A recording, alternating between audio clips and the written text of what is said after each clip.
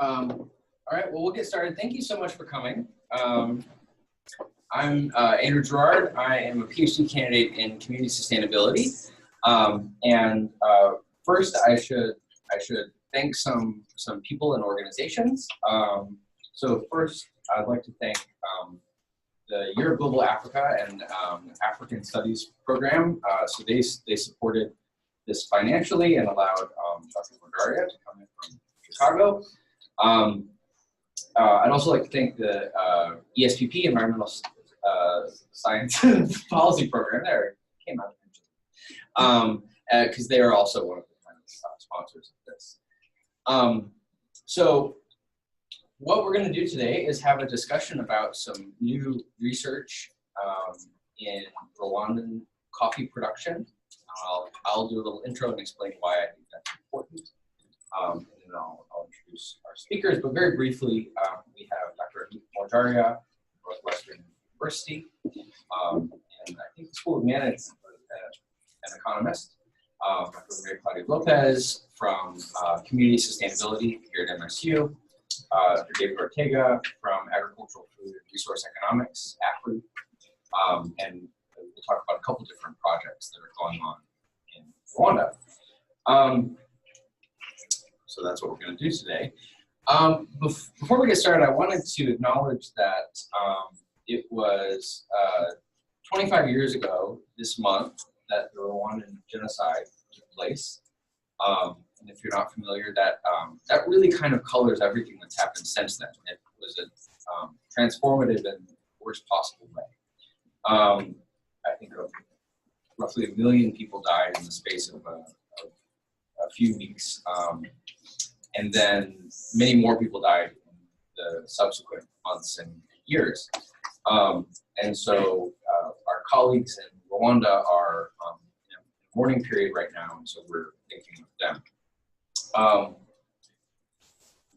Rwanda has come a long way, and so a lot of what you'll hear in the news now is about some of the success that Rwanda has had, and in some ways it's been a remarkable transition in terms of economic growth and in terms of building back some of their industries that were destroyed by the genocide. So the 1994 genocide essentially destroyed Rwanda's economy, its infrastructure, and a lot of its institutions.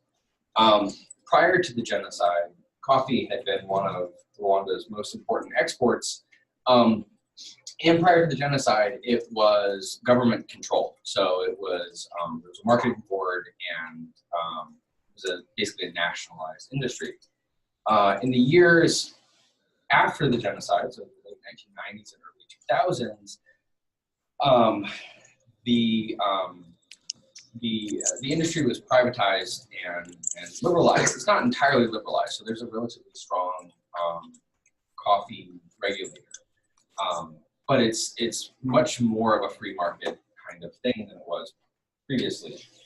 During this period also, so before the genocide, it was really kind of a commodity coffee market. It still is to an extent, but there was the development of specialty or high-end coffee. Rwanda grows Arabica coffee, which is the higher-end sort of highland coffee. And they built coffee washing stations, which are essentially coffee mills that are able to add value to coffee by processing it quickly after it's harvested. And MSU was very involved in that, the movement towards specialty coffee. So the Pearl Project in the early 2000s was a USAID-funded program that was led by MSU, Dr. Dan Clay, who unfortunately he's at a coffee conference right now, so he couldn't be here today. But he was the PI, and in Rwanda, if you talk to people, first off, a lot of the leadership of the coffee industry right now are alumni either of MSU or of the Pearl or subsequent projects. And so they went from having like one coffee washing station to having around 300. And a lot of that is because of this kind of move towards specialty that happened in the early 2000s. From a sustainability perspective, coffee is important in Rwanda. it provides income for over 350,000 coffee farming families in a country of around 11 million. But given the size of many of those families, that can be over 1 million people that are getting their income, or a big chunk of their income from coffee. And Dan Clay has written about how environmentally coffee has lower erosivity. So Rwanda is known as the land of 1,000 hills, and it's not wrong. It's very, very hilly. And so if you grow kind of a lot of staple crops or maize or things like that, those often allow for erosion. And so you can build terraces, but that's very expensive. Coffee is pretty good at holding on to the soil. And so from an environmental perspective, it's good. It also, oddly, there are a lot of parts in the world, you might have heard about this in Latin America, where the climate projections are bad for coffee. It seems, and I haven't seen anything from the last couple of years, but a few years ago there were some climate projections in the Great Lakes region of Africa, and specifically Rwanda and Burundi. Actually, they were not projected to lose coffee because of climate change. And then there's really good agroecology. So it's highlands, equatorial highlands, and they grow really, really high quality coffee. So this is something that can potentially benefit the people of Rwanda. So the way I came into this project, and why I'm working on this for my dissertation, and is the AGLC, Africa Great Lakes Region Coffee Support Program, that I was on with Dan Clay, as well as David and Claudia. And there were a few motivations for this, but I want to talk about a couple because it's helpful in setting up the presentation. One motivation was that despite the quality improvements and the move towards specialty coffee, in terms of production, you can see that it was stagnating. I don't necessarily love this line because the pre-genocide production and the post-genocide production are really kind of two different things. But even if you just take that out, even if you only look at the post-genocide years, it's not the sort of takeoff that you're seeing in Ethiopia during the same period. In addition, this line is an average of East African grower prices, farmer prices. So we just averaged out all of the rest of East Africa and made it kind of an average throughout from the 90s through the 2000s. And you can see that throughout this entire period, basically, Rwanda is below the average. And the average is low in East Africa. So East African farmers are not getting rich off of their coffee production. Sorry. So how sensitive is Rwanda, and I guess by extension East Africa, to the global coffee prices? Because I know it's like Brazil they ended up like way overproducing coffee, which is why the price is really low right now. So. Oh, I mean, there are. That's one reason the prices are low. Brazil, Vietnam, and then there's an argument going on right now about whether the coffee futures market has disconnected from the actual physical coffee market. Mm-hmm. But yeah, it's super sensitive. One of the things they're trying to do through moving to specialty is to begin to escape the New York C price, which is the kind of commodity price, but that's not happening yet. And then per tree productivity is also, and per hectare productivity is also. And I would also add to that point, so the coffee price in Rwanda is set by the government or a parastatal. Okay. Which is sort of this complex formula that's dependent on the seed price as well as cost of production and a whole bunch of other parameters that they take into account. So it's not strictly related to sort of the global market price. There's sort of other things going on. Yeah, that's the global price is an input to the formula, but there are other inputs to the formula. It's a lot of criticism. So basically, our project did a couple things. So we had applied research. We did a big farmer survey. We also worked on pest issues in Rwanda, which is a major problem there. We worked with the University of Rwanda on farmer capacity building with the farmers that were in our research project. And then we did policy engagement with the Rwandan government and other stakeholders in the coffee industry. and I'll give you very briefly some of the outcomes of our work. So this project, by the way, it was USAID funded through the Food Security Policy Innovation Lab at MSU, and it ran from 2015 to 2018. So we wrapped it up last summer, and we're now we're continuing to engage with our partners in Rwanda, but these are the outcomes of the AGLC program that ended. So one of the things we did in trying to understand the challenges associated with, why are prices so low, why is productivity low, why is production low? And one of our hypotheses is that farmers were just not making enough money for it to make sense for them to really invest heavily, or a lot of farmers weren't. And so we worked to estimate the cost of production for farmers. How much time, effort, money does it cost farmers to produce their coffee? And that helped us engage with the Rwandan government about how they set the floor price for coffee. We also worked with stakeholders on proposing potential quality differentiation methods. So basically, Rwanda grows really, really good coffee, it grows medium coffee, and then it grows some decently bad coffee, like any other country does. But the set price applies to all of them. And so you're underpaying for really good coffee, you might be overpaying for really bad coffee, depending on what's coming out. And so one of the things we did, and this was not implemented nationally or anything like that, but we worked with the government and other stakeholders to think about how they might work on differential price and quality differentials.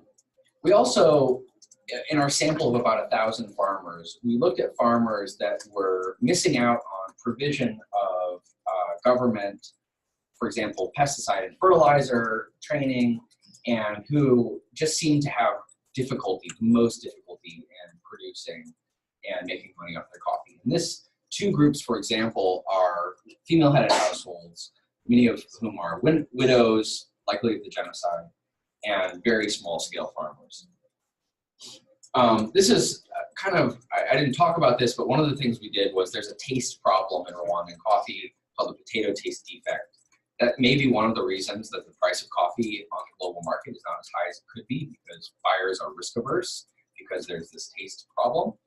And so a researcher, actually a Rwandan, Joseph Bigirimana, came to the MSU, got his PhD in entomology, just defended a couple weeks ago, and he worked with us to essentially study the connection between this pest and their taste defect. And then finally, as we ended the project, we identified rationales and opportunities for investment in the long-term sustainability and growth of the coffee sector, and worked with the government of Rwanda to think about how private sector, how others might invest in the coffee sector to make it more sustainable in the long term. So anyway, that's the AGLC project. That's how I came into this, and also David and Claudia. So what we're going to do is we're going to have brief presentations from the three speakers, and then we'll have Q&A. And so we'll start with Margaria. Let me open your presentation.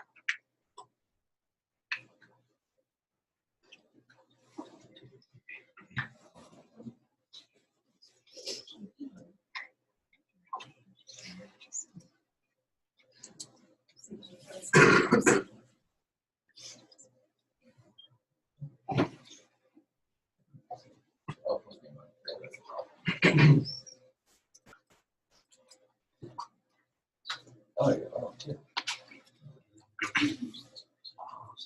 Oh, okay. Okay. Okay. Do you want to come here? Yes. Okay. Well, I don't know how we're going to do this, but we'll find a way. Here, I'm going to walk all the way around there. Very briefly, the reason we wanted to bring Dr. Margaria here is that in our work on coffee in Rwanda, there are a few scholars working on this, but one of the scholars that was most interesting to us was Amit.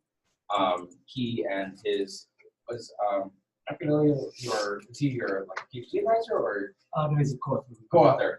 But we worked together and wrote a very interesting paper that was kind of foundational. It was very influential in Rwanda, very foundational for my work personally. And so we've been looking for opportunities to collaborate and to discuss things. And so Dr. Morjaria is at Northwestern University in Evanston, just outside of Chicago. And so we wanted to take this opportunity to bring him up here to talk to you. So anyway, I will let you. Great, thank you. Very grateful to be here. And thanks to the sponsors for organizing this event. As Andrew mentioned, I've been working in Rwanda for quite a while. I was, after my PhD, I was doing a postdoc for several years. And as a postdoc, you roam around for 8 years. I spent a lot of time in East Africa, and Rwanda was very attractive for various reasons that Andrew mentioned. Post-genocide, the government has been extremely development-led, and coffee was one of their priority sectors. So I've been working there since 2011, in fact, so quite a while. And what I want to do is build on Andrew's discussion of the sector. So I'll give maybe a bit more one-on-one on the context of Rwanda, and then talk about several research papers in this setting. The one Andrew mentioned with my long-term collaborator, Rocco Machiavelli, the LSE. I have 2 projects with him. This is a working paper. Slides exist. Data is being collected. So that's the order. And yeah, I will try and I have 20 minutes. This is a really impossible task, but I will do my best to speak very quickly. I hope you all had some very good Rwandan coffee this morning. It's going to be no? Oh, okay. Okay, fine. So briefly, the supply chain of how coffee works in Rwanda, especially the Arabica, the fully washed coffee, which is the sort of the value addition innovation that's happened in the sector, is you have smallholder farmers growing coffee. You have several 100,000 families, smallholder meaning less than a hectare of land. Primarily coffee is their main crop. They have a choice once they produce the coffee, either to sell to a coffee mill. They have to do that within a few hours, otherwise the coffee starts rotting. Or they can process it at home, which is a process which is extremely cumbersome and reduces quality, but it can be stored, okay? But primarily I'm going to focus on this supply chain. So coffee mills then process that coffee, bag it, sell it to the exporter in the capital, and then there's a global buyer somewhere buying this. Usually it's commodity traders. That's what we see most of the time. Very few transactions with direct roasters. But I won't be able to tell you much about this today. So I'm going to keep coming back to the supply chain because the research question addresses different aspects of this. So coffee grows on trees, not surprisingly. It starts its life as a coffee cherry. It's a typical farmer who has a small number of trees, usually a few hundred trees. They have a choice, as I said, either to process it at home. I won't go too much into that, but usually the push has been to take it to mills. And the mills have some basic infrastructure to process this coffee. Coffee arrives put in these empty tanks. There's a depulping machine which removes the pulpage. There's a lot of fresh water used to maintain the quality of this process. And then over long periods of time, it's left to dry and fermentate. If I'd shown you pictures of home processing, the color is very, very different. In this, the quality is maintained. There's a lot of sorting, a lot of labor work on this to maintain that high quality. Eventually, this is put in bags, graded A1, etc., and shipped to the exporter. Okay, so this is very briefly how the mill processing works. These mills are pretty large infrastructures in this environment.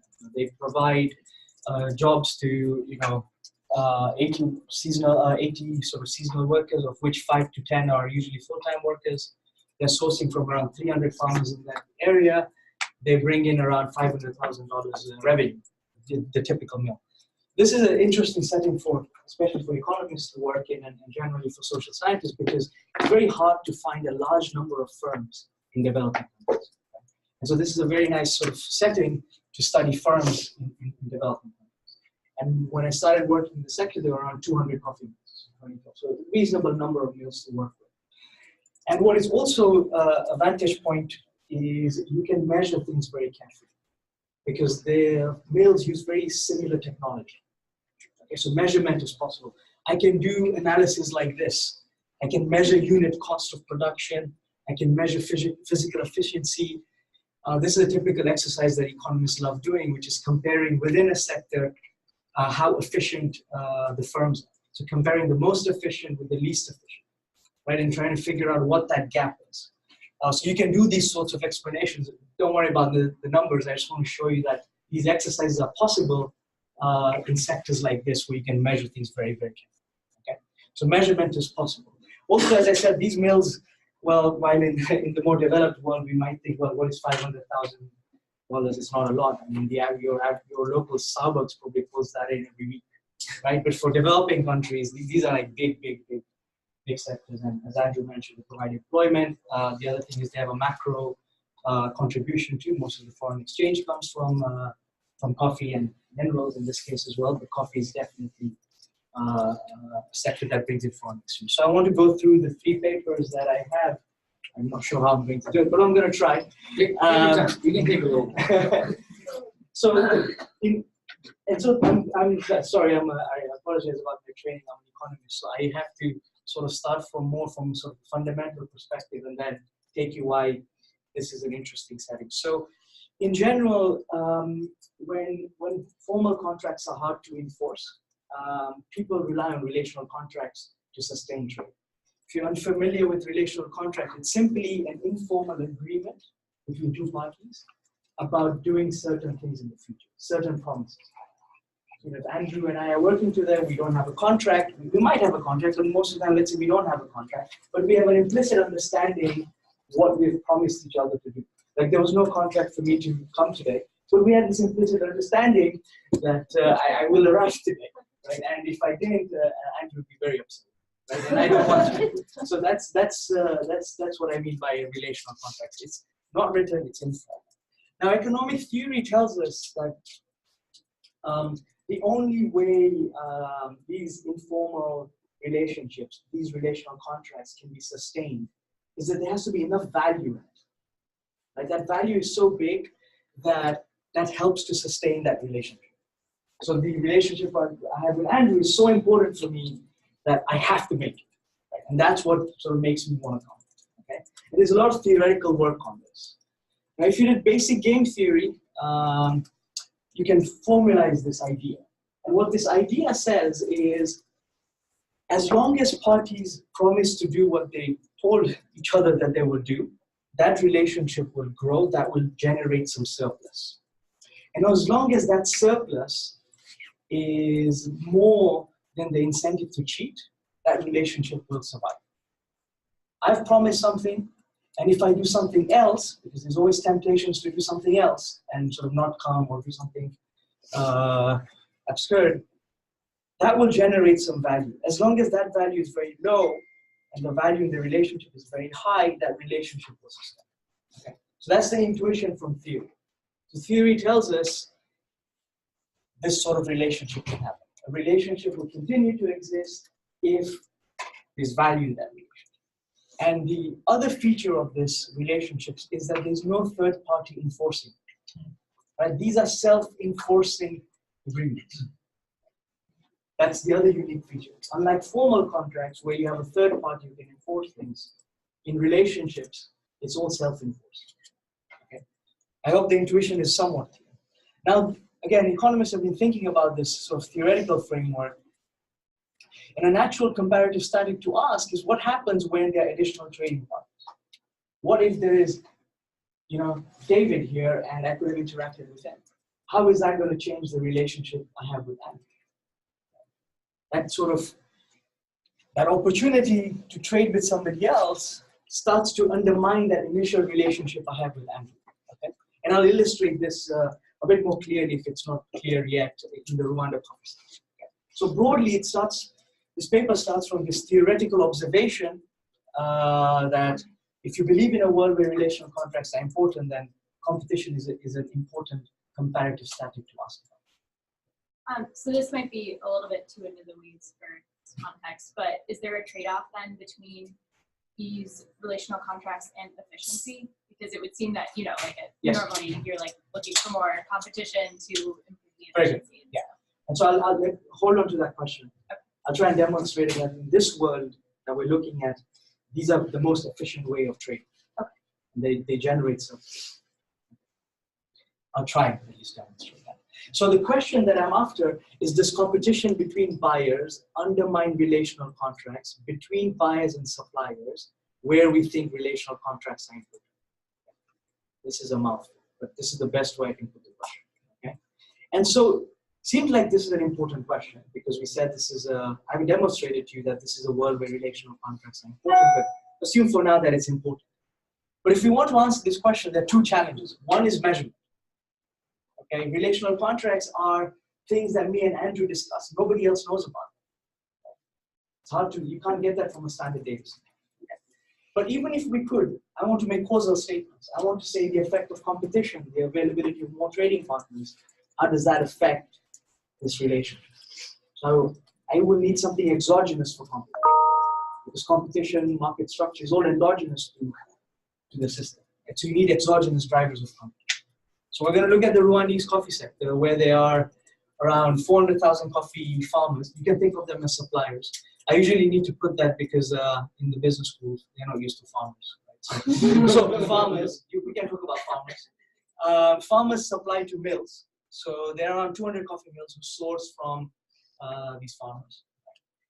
There are multiple market imperfections in this environment. Right? This is a rural agrarian setting where there are challenges with credit, challenges with saving, challenges with quality assurance. There's tons of market failures. The one I want you to focus on is contract enforcement. The one about making promises that you can't write. You can write contracts, but they're just not enforceable. I'm going to argue that in this environment, it's mutually beneficial to repeatedly interact. There are gains from trade by the mill and the farmer interacting repeatedly. And so that gives the scope for relational relationships, relational contracts. Okay. Okay. Oh, I don't know what's happening. Okay. Sorry. The screen. That's exciting.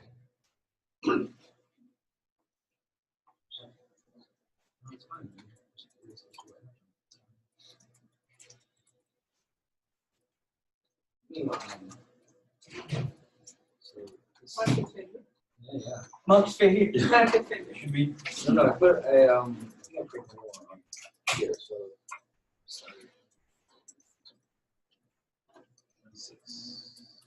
Here we go.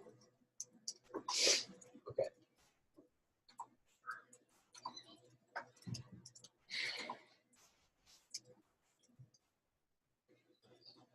Super. Thank you. Sorry about that. Okay, so we're here in an environment where the scope for relational contracting, the area is different, the number of mills that can source from the same farms. So that gives scope for competition. There is, for a typical mill, there are 6 other mills competing in their catchment area for coffee from farms. So highly competitive environment. And so this sector allows to overcome those the measurement challenge, the work that I've been trying to put together, because I have a census of all coffee mills and a random sample of 5 farmers who supply to these mills. Okay? So the census is a extremely torturous exercise for the mills because I spent way too much time with them. 6-hour interviews with each mill in 2012. I had a lot of time as a postdoc. So census of all these mills and the farmers who supply to them, that allows us to observe aspects of the relationship. I'm asking them, who do you source from? What is the relationship with these farmers? How long, how much, etc. So that allows to overcome that. On competition, I won't be able to put in much today, but I have a paper and happy to discuss afterwards. We use various techniques to overcome this challenge of competition being endogenous. So we find exogenous drivers of competition, which is basically putting together an engineering model that predicts where coffee mills should be placed. Okay? So you look at geography, and there's some geographical features that you need for the mill. So you need access to clean spring water, you need access to roads, you need access to coffee trees, certain types of soil. All of those together allow you to predict for the whole Rwandan landscape where a coffee mill should be suitable to be placed. And so you can use that as an instrument in the following way. You find out the catchment area of the mill, and then you use suitability around that catchment to instrument for competition. Okay, that's what I do. I won't be able to tell you more because of the interest of time, but trust me, I've been thinking a lot about it. So this is a pretty heroic effort to try and sort of come up with exogenous drivers of competition.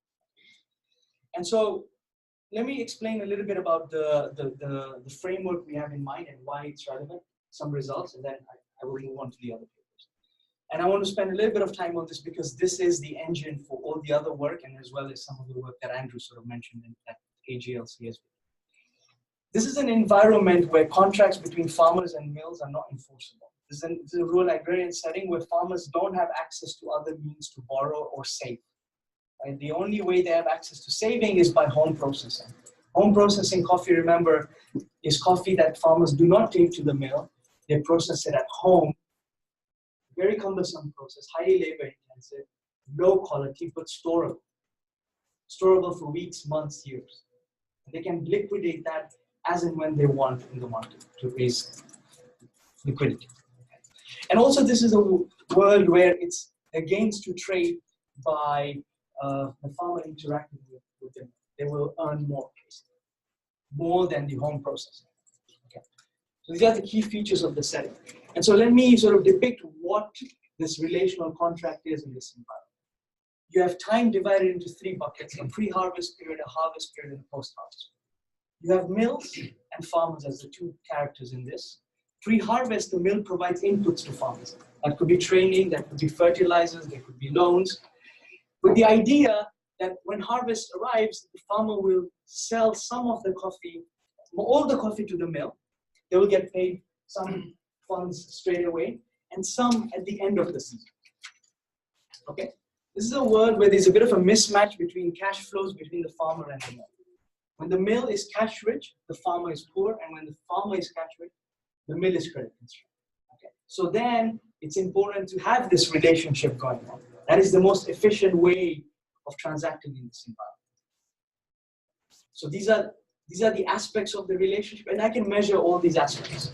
I can ask the mill, did you provide inputs? I can ask the farmer, did you receive inputs? Did you sell on credit to the mill? Ask the mill, did you receive cherries on credit?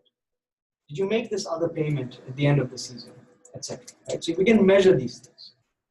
And measuring these things is important because now we can start thinking about what happens when there is more competition. Because Rwanda had 2 coffee mills in 2002. In 2012, there are 200 mills. So competition has increased.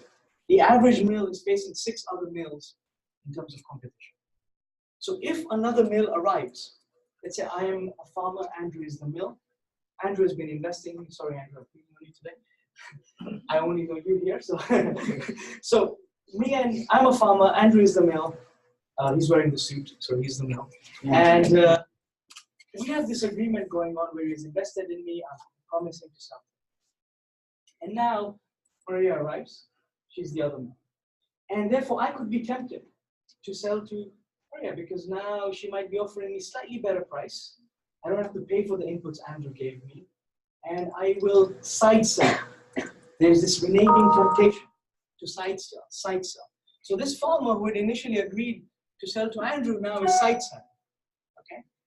If the mill realizes, what are they going to do? Well, they're going to backward induct and say, well, we will not provide inputs to the farmer because there's no guarantee at harvest that we will receive most of these cherries. Okay? If that's the case, then there is no relationship between the farmer and the mill. It's all spot-based. And if it's spot-based, the farmer, remember, has this constraint as well that they want smooth consumption over time. They were getting the second payment from the mill to smooth their consumption, but now that's not going to come in. So they have to self-save. And so they don't sell everything to the mill. They store some of it for home processing, because that they can use to liquidate and smooth their consumption. So this is the framework. You can do this in maths, but this is the sort of framework we have in mind. And this, if you put this together, well, it says that an agreement that was self-enforcing, that nice relationship I had with Andrew before Maria arrived, might not be any longer self-enforcing. I might be tempted and that relational contract is destroyed. And in the worst case, in this environment, you revert to a spot transaction where nobody has relationship. Okay, so what this shows is less coffee will arrive to mills. They will utilize their capacity less. They will face higher processing costs because that's huge fixed costs and less coffee is coming up. They will also receive lower quality of inputs because now you've come to the world where the farmer is not being invested in, fertilizers are not provided, insecticides are not provided. There should be more home processing, the farmer is self-saving. Our model has sort of this ambiguous effect on price because on the one hand, relationships, because you invest, you bring in better quality, you should get paid higher than the competitive world, because the competitive world is more of a spot world. But on the other hand, the competition, if there is a lot of competition, that price could be more than the relational. So we don't, our model doesn't say much about that. And in fact, we don't find any effect on price. So to wrap up, what do I find in this study? We find that when there is an additional mill in the catchment of the existing mill, mills use less relational contracts, less of those exchanges. Okay? In fact, the median firms, if you rank all the firms in their use of relational contracts, you shock the median firm with an entrant, their use of relational contracts drops by 15%. The mill's performance suffers, right? So more competition mills face from other mills, their processing cost goes up, they use their capacity less, managers report more scarcity of inputs, so more scarcity of cherries arriving, and they receive poor quality of input. So we take lab samples of the output of the mills, take it to a coffee lab, and diagnose that in places where there's more competition, the quality suffers. So this results in bucket 2. Any model of competition would predict that the incumbent faces competition, their performance is gonna, surplus is reduced. But farmers are not better off. Myself having more options aside selling to Andrew does not improve my life. I sell less to mills, I do more at home processing, which I argue is not a very efficient way of saving. I do not get higher prices, and on a lot of qualitative measures, they report lower job satisfaction. Okay. So there's the core results. This project started by looking at very descriptive statistics. In 2002, there were around 2 operational mills in Rwanda. Only 1% of the coffee was being fully washed. The rest was being processed at home. Okay? And so if you're a small country that's trying to create jobs, earn foreign exchange, because we know that processed coffee brings in more foreign exchange, you would look at this and say, well, 99% of our coffee is being processed at home by farmers. We should be processing it. So over time, you see more mills coming online, and the share of coffee that's being processed by mills is increased by a third. But at the same time, capacity utilization of the mills is not being fully used. We basically see that over time, more mills have come online, but they're not using most of their capacity. Some of these, one of the micro reasons for that is this relationships breaking down. Right? So it has a macro implication that you have a lot of these mills in the countryside which are not being fully used. Coffee is not arriving to their gates. They've stopped investing in the farms. That's what we see. So of course, findings are, well, improve contract enforcement if you can, and if the benefits are large. But usually what countries have started to do is to think about how do you influence the spatial distribution of entrants. And you have things like zoning regulations, monopsony licenses. So you prevent these competitive forces kicking in. You sort of have more bilateral monopolies. But this can be prone to abuse. All in all, the point of this paper is that we need a better understanding of why industrial activity remains low in some countries, and also to think very carefully about industrial policy that encourages competition. Because in the first best world, competition will have all the nice effects that we know. But if we're living in the second best world, where there is a lot of market failures, then you don't get the benefit of competition. Okay? So now that I've used all my time just for one paper, can I carry on, or do you want me to? No, yeah, brief overviews of the next one. Okay, it's going to be shorter because now the paper existed for the first one. Now the papers are gonna get reduced. Yeah. What's the amount of internal consumption of coffee within Rwanda or within the continent? Does it matter in terms of the connection between the meals and exports? Yes, of course. This paper doesn't even. It looks at the farm gate interaction. So even if there's more consumption or less consumption, really is not the primary order of issue. But to answer your question, there has been a push by many of the East African countries, the context where I work in, where there's a push for domestic consumption. But culturally, aside Ethiopia, which drinks half its coffee, everybody else drinks tea, the British sort of influence. So not so much domestic. I just have another question. So like right now, like only 35% of the coffee that gets off is like milk or something? Yeah, so now this number has moved to 50 because this is 2014, where in 2019 I haven't updated this, but it's close to 50. Okay. Their ambition is around 80. 80% Yeah. kind of be up to that. I think so because you can't process everything, because the quality isn't there, Okay. and you don't have mills everywhere. You have mills, but And coffee's there's no everywhere. like you want. improvement of how people can do it at home, or because the Yeah. assumption is that at home is always going to be bad, or Yeah, you can slightly improve at home if you have like better. I didn't show you pictures of home processing, but Yeah. you know you can get better hand pulping machines which are a bit more careful. But you can never achieve the efficiency of the mill. This is very hard. Like, scale, it's like everybody sorting out one bean. Okay. Sorry. I mean, maybe what we can do is actually, just to kind of break things up a little bit, have these two do their commercials. brief presentations, and then if we have time at the end, we can go back to yours. Is that okay? That's perfect. Okay. Yeah. Commercial break. Let me help them. Commercial break.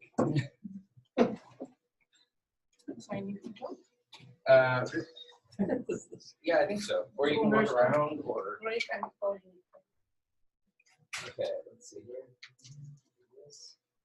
Okay, so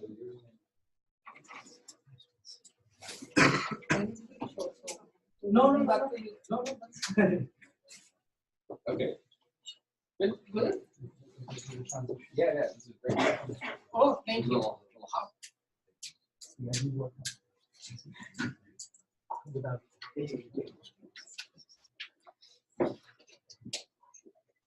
So instead of presenting a paper, in this case, I'm going to present some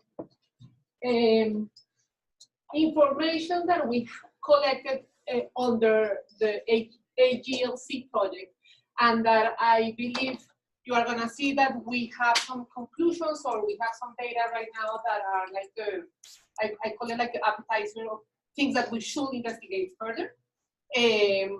So I was very interested in looking at gender and coffee when I started this project. And let me give you some of the background of why I was interested in this particular topic. As Andrew talked a little bit about the genocide. And so in terms of gender, after the genocide, many interesting things and good things for women started to happen. And so after the genocide, for example, women were allowed to inherit land. Before the genocide, they were not able to do that.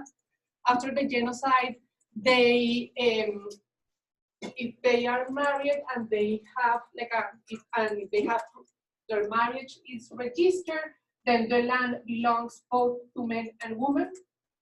And in 2013, this land law declares that a partner cannot sell the land without telling the wife. So somehow, after the genocide, like the government implemented certain type of policies to look at gender equality and empowerment. And why this is important? Because like among the women in Rwanda, 96% of them, they are somehow active in agriculture. And 28% of the households are headed by women in agriculture, and of them, 70% are widows of the genocide. So talking to one of the interviews that we did with key informants, something that is very important about coffee in Rwanda, and in general, in many other places of the world also, is that coffee is a male product. It's a product that in general woman may do a little bit of the work that is not considered a crop that is grown by women. However, in our conversations, we were discovering that women were doing a lot of the work, like in many other places of the world. So they were doing more than the weeding and the mulching. And like clearly, like for some of the key interviews, they are saying, oh, they have also this other knowledge, and we need to start understanding what is that they know about coffee. So when I started to look at the data on coffee, I was really curious to see, okay, now women, like because of human rights, agriculture, and I wanted to see if that was really changing the constraints that they were having when they were growing coffee. So, like, we have these institutions that are changing, and now in the field, like, for them, what this means. And this is important because literature has shown that when we improve the conditions of women farmers, we have increases in agricultural productivity, poverty is reduced, and the household's nutrition also improves. So there are many factors why we want them to be successful. So I'm not gonna talk much about the methodology. I thought Andrew was going to explain a little bit more how we did the sampling of our project, but if you want to understand more of that, I can go through that, like I can show you other slides later. But so basically, I want to show is this graph that is showing among our sample, we had the majority of the households were like we had a male head of the household, but we also have almost 19% of our sample were females head of the households.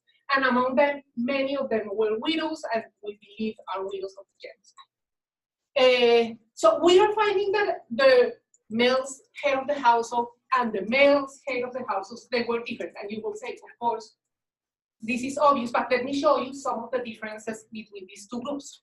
So in terms of age, like the females head of the household, they are like 10 years older than the males counterparts.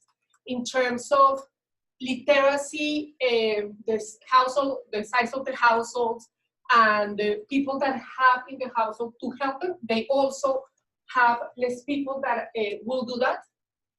In terms of their capacity, like when they say that they are not able to eat, we are finding that in female case of the household, we have a problem of food security that is much more bigger. Like both are big, it's not with that, but like in one case it's 92%, in the other case is 78%. And when we talk in particular about coffee, we are seeing that the amount of land that they have, the amount of land that they devote to coffee, the amount of trees that of coffee trees that they have is much smaller. Like they are all significantly lower than their male counterparts. So, and that is also true when we talk about coffee, income from coffee and things like that. I need, like, Andrew gave me a minute, so so in some point, like I wanted to see in terms of the work that is done in both male of the households and female of the household labor in terms of coffee, how different these two look. And this graph, so in this graph, what I have in purple are activities that are done only by males. And even in the female head of the households, they may have somebody that will help them with some of those activities. Activities that are only done by males and activities that are done by both.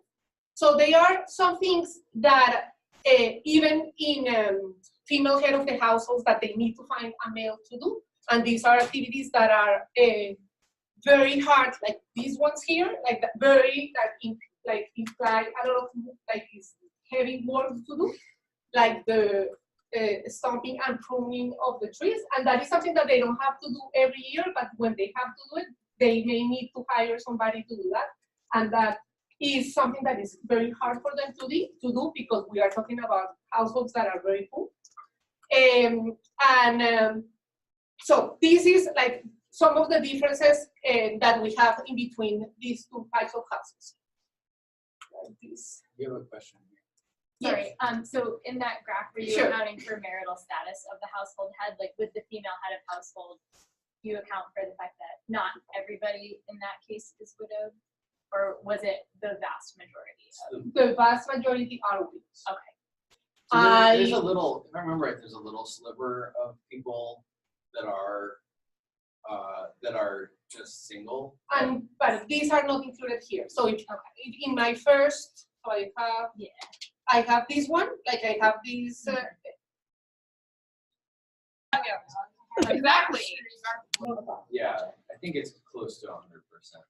One other thing I wanted to say about if you go to the labor distribution, Sure. one interesting thing too that we found is on applying pesticide, there is basically kind of a prohibition for kind of health and cultural reasons against women spraying pesticides, because the idea is that they are going to take care of kids, they're going to make And the food.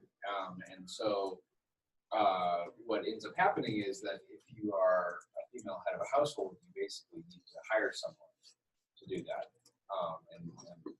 And in fact, when we asked in the female head of the household if they had whatever is needed to apply the pesticide, only 2% of the households reported that they have the instruments to do that. And here we are talking about a spray and a mask, something super simple. Only 2% of them have that. And it's a cultural norm, like when we talk about, like when we wanted to understand a little bit some of the results that we got from the surveys, we did some roundtables and some deep semi-structured interviews, and some of the information that people were giving to us was exactly that they are cultural norms. Even for them, like some of the women farmers, they were saying, we know what to do, like we know exactly what it is that we have to do, but the norm is that we don't, like we should not know. So even if we want to make decisions, very often our husband will not let us make that decision. So going back to what Andrew was saying in terms of gender and input application, and this is a subject that is very interesting in Rwanda because inputs are provided through the coffee washer station, but it's the government that is giving the input to the coffee washer station. And we are seeing that women are getting less of the pesticides and the fertilizers. However, one of the questions that we have is, why is that? Like, we don't know, and this is something that we want to investigate, is whether, like, how many women are in position of power at the coffee washer station, so that maybe they can favor or not other women that are farmers. One of the explanations, again, like, yes? To all the males or male? The majority of the coffee washer stations are male dominated. So that is part of what, like, we are gonna do a study this summer looking of a subsample of coffee washer stations to look a little bit at the decision-making process within the coffee washer station. Because we want to, like, we don't know how the delivery is done. We don't know whether this is done only in one day of the week where maybe women cannot show up because of different reasons, or if there is some discrimination in terms of saying that they are not as productive as their male counterparts, and because of that, they may not be getting the pesticides and the fertilizer. So we want to understand why is this difference. Also, we have here the word application. So it may be that, so this is whether they are applying the fertilizer or the pesticide. We don't know whether they are getting it and maybe they are doing something else. Like that is also a question mark. Like I said at the beginning, I have more questions than like, is the appetizer of why gender and profit is important. And just a question of methodology and the unit of analysis. So use the household and not the farmer itself in the household. Because what I'm trying to see if you took into consideration like the major source of income of the male head of the household, sure, if it's the entire farmer or if he has other activities and the farmer comes as a second activity. We can control for that. We have that information. But I think almost the majority of our farmers, their main activity was coffee. That's some example they find different answers for the same activity within the household. So if you ask the women. Oh, sure. So here we only talked to the head of the household. We didn't, unfortunately, wanted to do that, but that was much more expensive. I wanted to do the interviews with both men and women of the same household, but like this sample was already so big that it was impossible. I pushed, I tried, but I lost. I lost that one. Sorry, I had a question. Sure. In your sample, do you have cooperatives as well? Yes. Yeah. Is it different? That'll be the. Wait, that's the next commercial. Okay. Next paper. Cooperatives is the next commercial. Okay. Arriving. Good question. Keep that stuff. Okay. So in terms of productivity, we are finding also that women and men, they like their productivity varies also. So some of the recap of what Sorry, just that Sure. question about that. There was like in the other table, you didn't show that, but there was a big difference in the age of trees. yes, Is that related to that? Or? and yes. Yeah, but like the age of the tree. Oh, yeah, so also. so older trees are less productive. I mean, you could, yeah, there are a couple things that this is not controlling for anything, but so you could control. There are like a number of factors that are Sure. probably contributing to this, including lack of inputs, age of the farmer, lack of household health, potentially even, there are a Yes, lot but of I'm things. not controlling here for Yeah. So some of the challenges and provocations, I will call, that these results that we have so far with these results, and this is some of the work that Andrew is gonna start doing in his dissertation. So we are finding that the households are really different. We are finding that food scarcity is a problem in households where there is a woman is ahead of the household. We are finding that females are joining cooperatives much more than males. We are finding that women have to hire labor to do pruning, stocking, and applying fertilizer. In terms of other best practices, women are applying less manure than their males counterparts. The productivity of females head of the household is lower, and they are receiving fewer inputs than male head of the household. And so some of the questions that I have for the future is how we can improve this distribution and how we can improve the productivity of the women in the coffee sector. That is my provocation. I don't know who is the next commercial or how we are going to do it. Great, so I'm gonna jump in. So you've been hearing the term coffee washing station and coffee mills. They're the same thing. So the coffee washing station is sort of what Amit was talking about in terms of the coffee mill. Let me just get through this first. Oh, you're okay. And so and I'm part of the same project like Andrew mentioned with Andrew and Maria Claudia. And so, let me see where I'm going. Here we go. So I'm going to talk, there are two different types of coffee mills or coffee washing stations.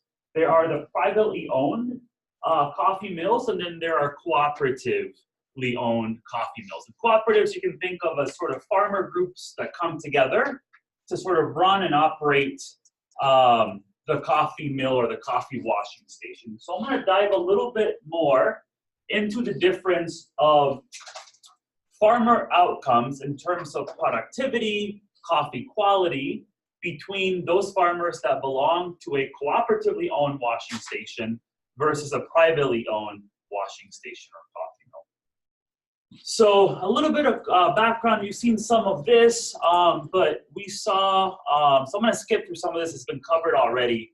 But as we saw sort of this proliferation of coffee mills in Rwanda, we also saw farmers beginning to form cooperatives, often building their own coffee mills or coffee washing stations to process their coffee cherry. And many of these cooperatives emerged as a result of both government and NGA support that sort of began in 2006 with a series of reforms. And currently, just for some context, 14% of coffee farmers are members of a coffee cooperative or a smallholder farmer organization. And so let me tell you a little bit about the methodology of sort of the overall ATLC study, which also applies to what Maria Claudia talked about with some of the gender results. So we did a survey of coffee growers in Rwanda. It was a geographically diverse sample across 4 coffee growing districts. And I don't know if it's clear here, but we see the districts here that are a little bit darker, which is where we focused our work. So it's sort of, we have Northern Province, Southern Province, Western Province, and then Eastern Province here. And the way that we gathered our sample, we took listings from 4 coffee washing stations in each district.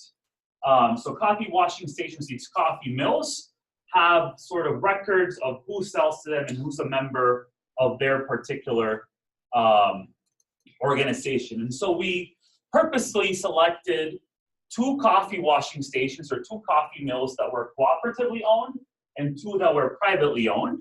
And then from each of those coffee washing stations, we selected 64 households from each of these 16 coffee washing stations. Right, so from each of the listings of each coffee washing stations, half of them were cooperative, half of them were privately owned. We obtained the name of 64 households, which we then sampled. So we have a sample of roughly 1,024. Yeah. And so if I'm remembering geography correctly, the eastern part of the country is much flatter, right? Correct, yes. So this is very flat. Here you have sort of the northern hills of the country, and then this is the lake here, Lake Kivu, which is sort of higher elevation. You tend to have a little bit better coffee quality because elevation is sort of tied to better growing conditions for coffee. So you're expecting difference? Correct, yep. Okay. I won't have time to get into those sort of province level results, but I can sort of give you a quick preview of that. And so what we did first and so we have a cross-section, cross-sectional data. So I'm an economist, there's other economists in the room. I have to be a little careful about making causal inferences based on my data. But first, what we do is we look at sort of outcomes between cooperative members and non-cooperative members. And then this is sort of our entire sample here in total. And so I'm interested in best practices. So we've developed an index of best practices that include whether or not the farmer pruned their trees, applied fertilizer, pesticide, insecticide, mulched. And that index ranges from 1 to 6. And we see that cooperative members have a 0.2 index score higher than non-cooperative members. And so this is, these are all statistically significant results, but these are just descriptive statistics. I'm not controlling for anything here. We look at productivity per tree, and we see that cooperative members are more productive than non-cooperative members. We look at coffee income in terms of Rwandan francs per tree. We find that cooperative members receive higher income from coffee than non-members.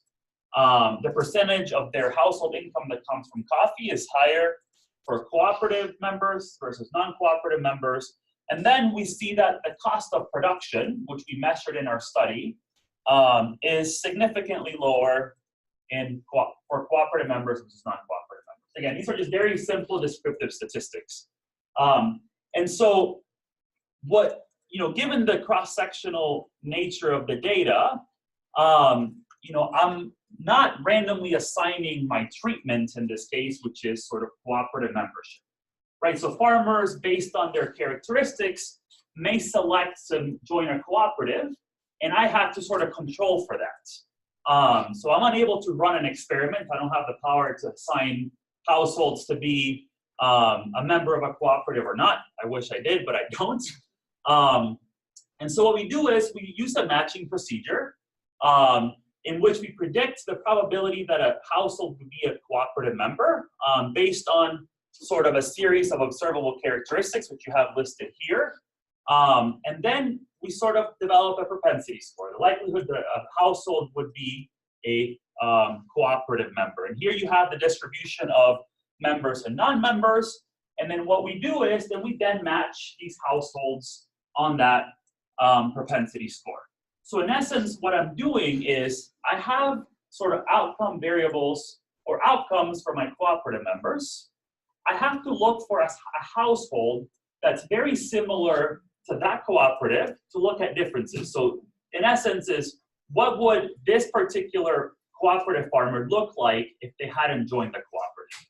And so I have to find a data point in my data set that's sort of the most like that farmer to be able to look at differences. A little more complicated than that, but I'm sort of trying to boil it down into just a really short presentation. And so what we do is we find that a lot of the significance that we found prior to controlling for these other characteristics still hold. So we find that cooperative members have a much higher rate of adoption of best practices for coffee, so 0.5 more than non-members. We find that cooperative members are 20% more productive per tree than non-members. So I sort of rearranged, I think, yeah, so these are, I logged my outcome variables, so they're strict percentages here. Income, cooperative members obtain 18% more income from coffee per tree than non-members. The percentage of income that comes from coffee for those households and the cooperatives are higher. And we see that the cost of production for cooperative members is roughly 24% lower. So one thing to sort of tie it back to some of what Andrew discussed, this best practice index is tied to sort of the quality of the coffee. So if you prune your coffee, if you add fertilizer, if you sort of do good management practices, you'll end up with sort of a better quality outputs that, you know, tends to fetch a higher price in the market. And Andrew also talked about this issue of potato taste that sort of came up a little bit at the beginning. It really, it's sort of tied to this intestia bug or a pest, which, like the name says, it actually makes your coffee taste like potato. And I had no idea what that meant when we first got into the project, but until I actually sort of smelled a cup of coffee that had sort of potato taste defect, it sort of, you know, made sense what potatoes would actually smell like. It's real bad. So just, you know, if you have a bag of potatoes at home, stick your nose in it, that's exactly what the coffee's gonna taste like. And so that can sort of kill, you know, it would downgrade your coffee from being specialty coffee to more ordinary coffee. And so, you know, just to sum up here, you know, we, on the actual study, we sort of talked through the mechanisms in which some of these outcomes or sort of these outcome variables are tied to each other. So, you know, best practice can lead to higher quality coffee, can also increase productivity, which is tied to income, and also see sort of lower cost of production. And that's sort of the way that the cooperatives are used in Rwanda to sort of distribute inputs and sort of how the government interfaces with those organizations. So in short, we find that cooperatives play a critical role in building farmer capacity through adoption of improved technologies, sort of just basic farmer capacity building in terms of adopting best practices for growing coffee, input provision. The government often uses these cooperatives to distribute things like pesticide, insecticide. We find that cooperative membership improves productivity and food security, lower costs, higher incomes. However, not all cooperatives are the same. So there are sort of very specific differences in terms of performance by cooperative and also by district.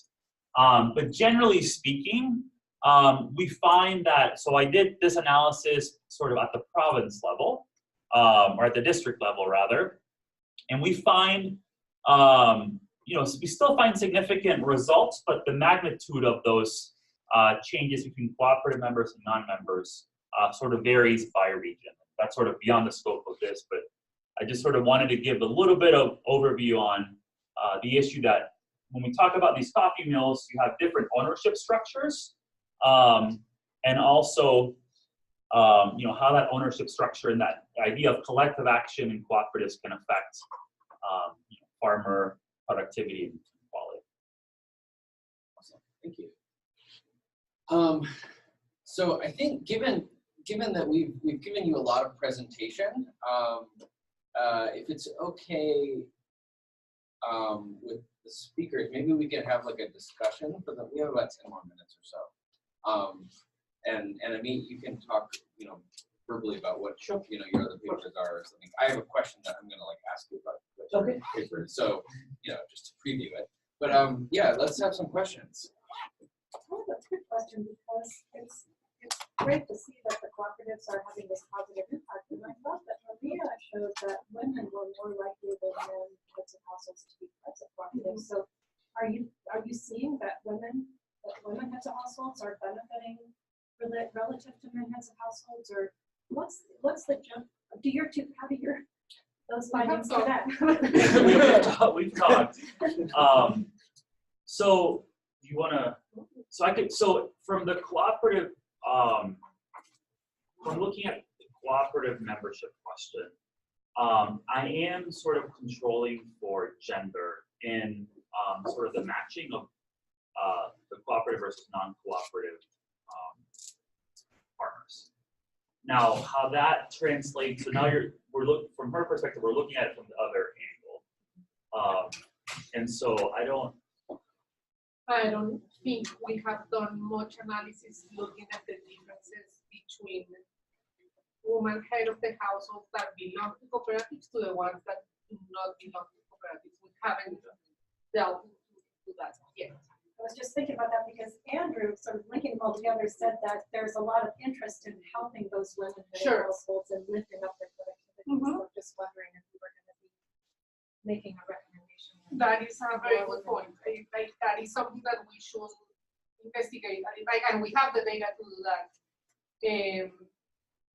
We know not part of this project, but we know that there are some cooperatives in Rwanda that are working only with women.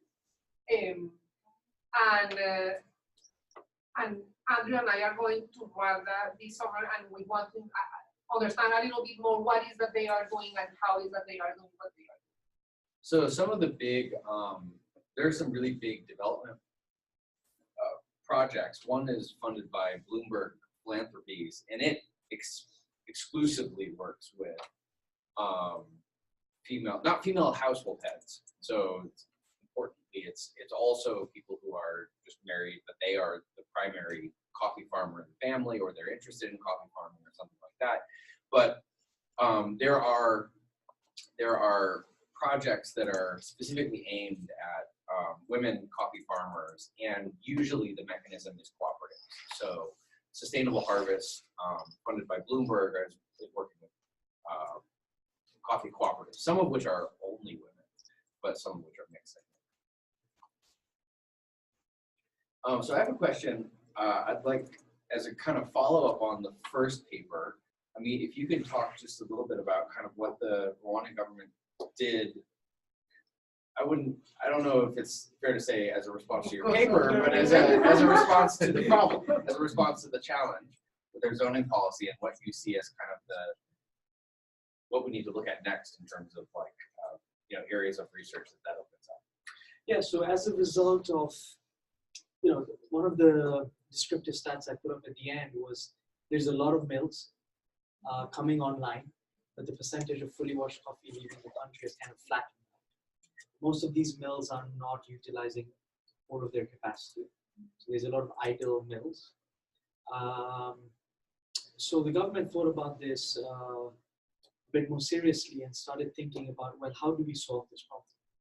Because you have capacity that's not being used. You have cutthroat competition. The average mill has 7 other mills in their surroundings who are fighting for farmers.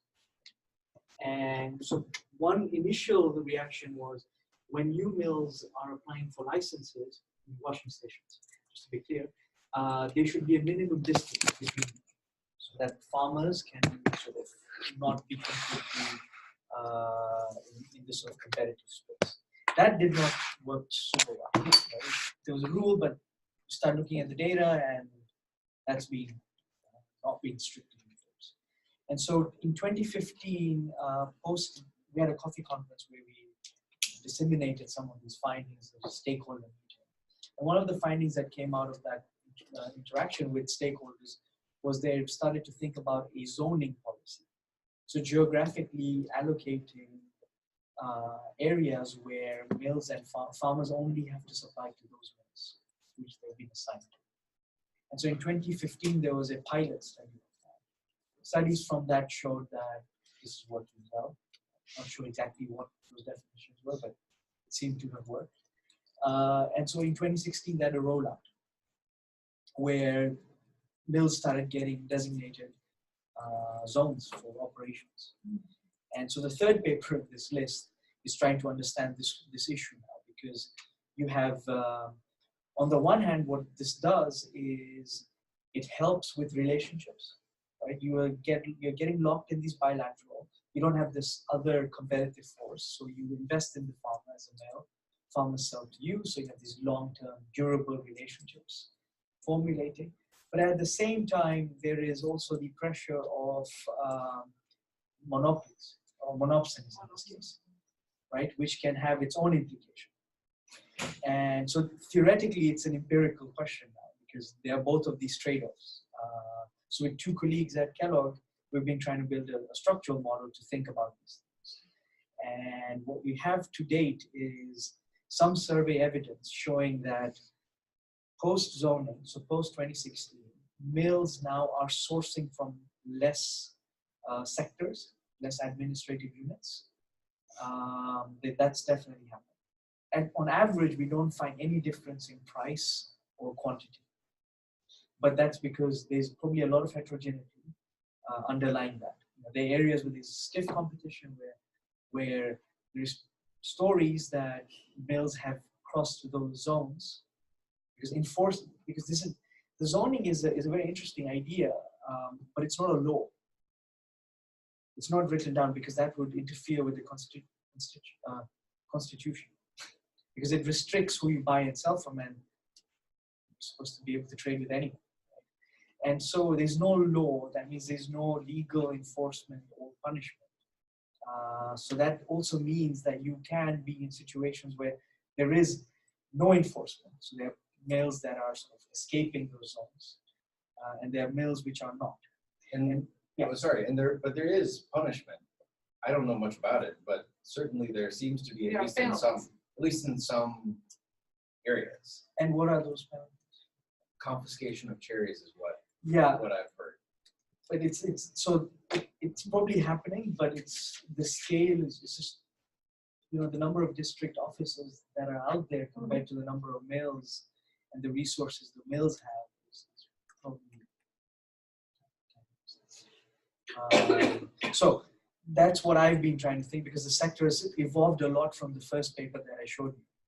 One is this dimension, and the other one, if I can quickly add, is what's happened is there's been an integration, there's been vertical integration. So exporters are buying mills, and there's horizontal integration. So there's a lot of mills now being owned by groups. And so I've been thinking about, well, who's getting targeted, which mills are being bought, and what are they doing differently? Especially there's a birth of multinationals coming, and how they manage these mills. So that's been a very huge structural change.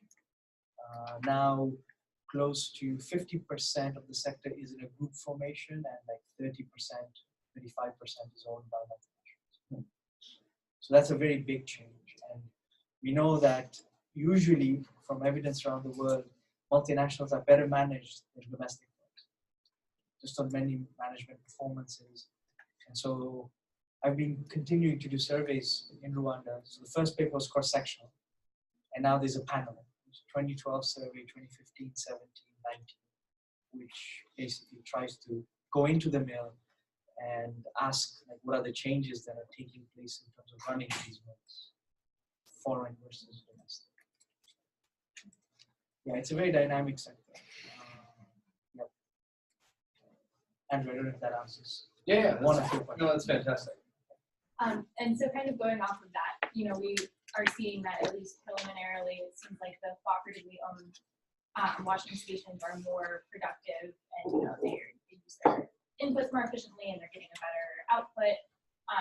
Do you know if those, or would you expect those to be targeted by these multinational companies because they're already doing so well?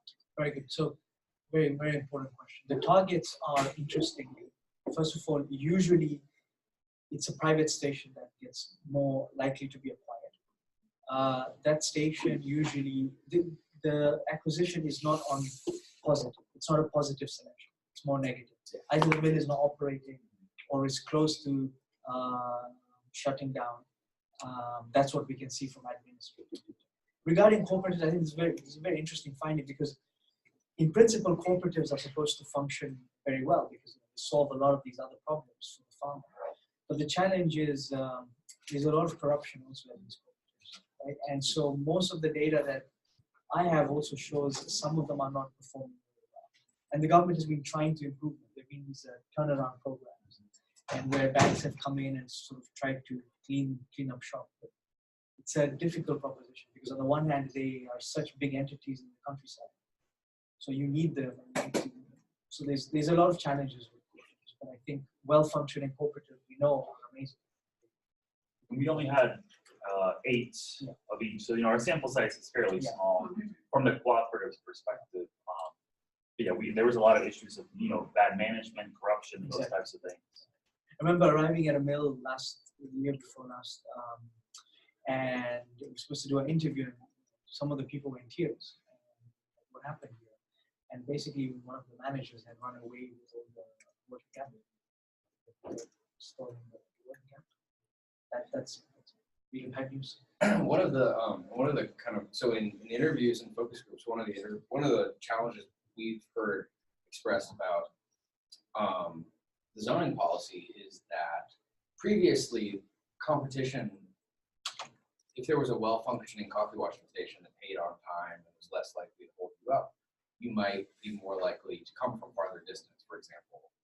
Whereas zoning, now you're kind of stuck. And so they basically said like some of the really well-functioning coffee washing stations were now undersourced. So they had less coffee than they were used to. And then some of the very inefficient ones that were like basically badly managed now had a captive group. And so they suddenly had more than they had ever had before. And that may work itself out through purchases and stuff like that. That was one of the criticisms we heard from farmer cooperatives. Also, I guess the other, it's not centrally managed. Yeah. It's very much on the ground, where the district offices meet and they decide how the zone should be done. So there's also that challenge that comes with it. Yeah. So we're at 1:30. I want to be respectful of everyone's time. Do you have any like a last question or something like that?